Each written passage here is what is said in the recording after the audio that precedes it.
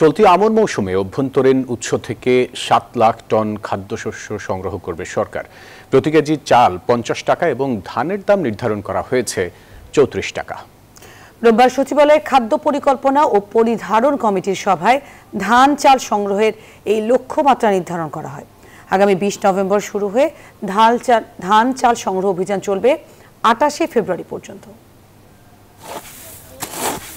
বাজার নিয়ন্ত্রণে রাখতে বছরে ২ বার খাদ্যশস্য সংগ্রহ করে থাকে সরকার। তার ধারাবাহিকতায় চলতি আমন মৌসুমে অভ্যন্তরীণ বাজার থেকে ৬ লাখ টন সেদ্ধ চাল, ৫০,০০০ টন আতপ চাল এবং ৫০,০০০ টন ধান সংগ্রহের লক্ষ্যমাত্রা নির্ধারণ করেছে খাদ্য মন্ত্রণালয়। সেদ্ধ চাল কেনা হবে প্রতি কেজি ৫০ টাকা দরে, আতপ চাল ৪৯ টাকা এবং ধান কেনা হবে ৩৪ টাকা কেজি দরে।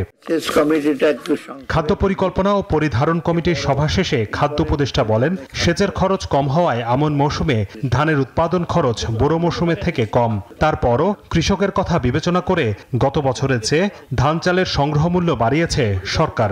লিমিটটা যদি উঠে যায়, এটাকে অনুমোদন দেওয়া হয়েছে যে উঠে যেতে হবে। আমরা চেষ্টা করব এটা অবশ্যই অ্যাচিভ করতে এবং উপরে যেতে। দাম ঠিক করা হয়েছে অত্যন্ত রিয়েলিস্টিক দাম, কারণ এখানে আমরা কৃষকের স্বার্থটা দেখতে হয়েছে। কৃষকের উৎপাদন ব্যয় প্লাস তার কিছুটা ইনসেন্টিভ প্রফিটও দিতে হবে। এদিকে পেঁয়াজের দাম বৃদ্ধি প্রসঙ্গে বাণিজ্য উপদেষ্টা বলেন, দেশে পেঁয়াজের বাম্পার ফলন হয়েছে, মজুত আছে যথেষ্ট। তার আশা আগামী ৪-৫ দিনের মধ্যে বাজার স্বাভাবিক হয়ে আসবে, অন্যথায় আমদানির অনুমোদন দেয়া হবে।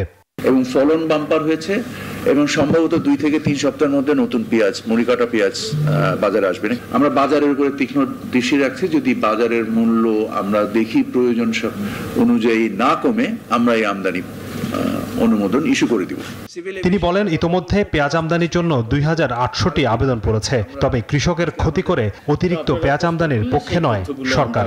কৃষকদের জন্য ক্ষতিগ্রস্ত না হন, এট দ্য সেম টাইম ভোক্তারা ক্ষতিগ্রস্ত না হন। হোসাইন শাহাদাত, নিউজ 24, ঢাকা।